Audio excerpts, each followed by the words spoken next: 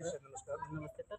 Sir आज हम आपसे रेमेडियल कार्यक्रम के बारे में आपसे बातचीत हम करेंगे। जी, तो सर ये रेमेडियल कार्यक्रम कैसे आवश्यकता क्यों पड़ी, आप क्यों करना चाह रहे हैं? थोड़ा-सा इसमें आप विचार रखें। Thank you sir.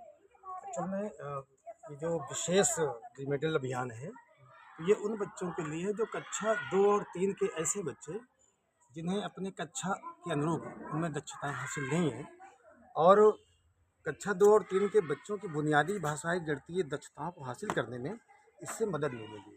इसलिए इस प्रोग्राम को चलाया जा रहा है। अच्छा, तो सर जो ये विशेष रेमेडियल अभियान कार्यक्रम चला रहे हैं, तो इसका स्ट्रक्चर कैसे आप स्कूल लेवल तक ले जा रहे हैं? थोड़ा-सा इसके बारे में बताएँ कि कैसे आप बच्चों के प्रोसेस में जाएँगे, जी, जी, आकलन कैसे कर रहे होंगे? जी, तो जिससे हमारे ये समझ में आए कि कैसे स्कूल तक आप इम्प्लीमेंट कर रहे हैं। जी, सर इस पे अपना विचार साझा करें। जी, जी। सर विशेष रिमेडियल अभियान के अंतर्गत हमारे सभी टीचर्स को एक संभव कार्य पुस्तिका प्रदान करी गई है। इसके साथ-साथ एक शिक्षक निर्देशिका दी गई है जी, जी। और इसी के साथ-साथ एक संख्या चार्ट है। इस तरह की 24 ग्रिड हैं। कुछ ये वर्ण अक्षर कार्ड हैं और ये संख्या कार्ड दिए गए हैं। थैंक यू इनका सर। तो सर अभी आप बच्चों का इसमें विशेष रेमेडियल अभियान के अंतर्गत बच्चों को कैसे आप निर्धारित करेंगे कि आपके रेमेडियल में आ रहे हैं कि नहीं आ रहे हैं? तो कैसे क्या आप मानक क्या तय करेंगे? तो इसके लिए कक्षा 2 और 3 में हम सबसे पहले बच्चों का एक बेसलाइन आकलन करेंगे। उसके लिए इसमें एक फॉर्मेट दिया गया है। जैसे मान लो भाषा की अगर हम बात करते हैं, तो उसमें जैसे 10 वर्ड दिए गए हैं। अब बच्चों को उनको पढ़वा के देखना है। अगर 5 से कम शब्द बच्चा हमारा पढ़ रहा है, तो वो समूह 1 में रखेंगे। 5 से अधिक अगर शब्द पढ़ पा रहा है, तो उसे हम समूह 2 में रखेंगे। इसी तरह गणित में भी है। गणित और भाषा में एक रेशियो है 50% और 70% का। जैसे यहाँ पर 5 से अधिक अगर शब्द पढ़ पा रहा है तो समूह 2 में रहेगा। गणित में 7 या 7 से अधिक अंकों की पहचान कर पा रहा है तो फिर वो समूह 2 में रहेगा। अब रिमेडियल दोनों के साथ करना है, वो चाहे समूह 1 हो या समूह 2 हो। लेकिन फ़र्क इतना है कि जब हम रिमेडियल की शुरुआत करेंगे तो कलांश 3 का भाई पहले क्या था, पहले जो निर्देश दिया गया था वो ये था कि कलांश 3 में जो शुरुआती हमारे 20 मिनट हैं वो पठन के लिए रहेंगे, प्रभावपूर्ण पठन कह सकते हैं, और इसके बाद जो बाद के 20 मिनट हैं वो रेमेडियल के लिए रहेंगे।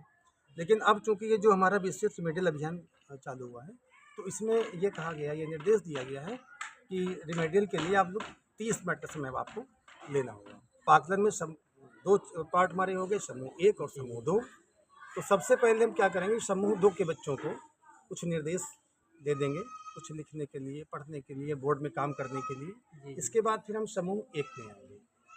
समूह 1 में 15 से 17 मिनट जिन दक्षताओं पे हमें काम करना है, या जो इसमें निर्देशिका में जो हमारी शिक्षण योजना है प्रतिदिन की दी गई है इसमें, है जी, ना? जी, तो जी। शिक्षण योजना में दिवस 1, दिवस 2, दिवस 3 जो भी दिवस आपका चल रहा है, उसमें किस दक्षता पे हमें काम करना है, किन वर्णों पे काम करना है आदि।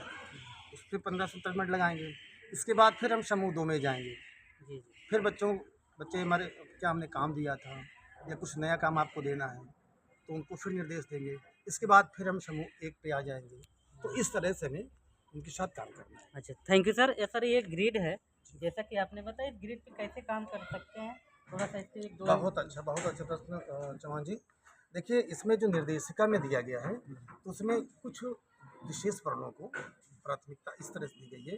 इससे पहले हम लोग जो हमारी पुरानी परिपाटी थी कि क, ख, ग, घ, अंग पढ़ा रहे थे, जी, जी, जी। अब हमें उस परिपाटी से नहीं पढ़ाना है। कुछ वर्ण हैं, जैसे कि सबसे पहले हमें न है, रा है, फिर का जी, है, जी। ला है, फिर बड़ा की मात्रा है ना? तो पहले हमें उन वर्णों पे काम करना है, बड़ा की मात्रा पे काम करना है। इसके बाद जब 4 वर्णों को और 1 मात्रा को बच्चा पहचान जाता है, तो उससे संबंधित कुछ शब्द बनते हैं, वो भी हमारे ग्रिड में दिए गए होंगे, है ना? तो इन पे हमें फोकस करना है, अभ्यास कराना है।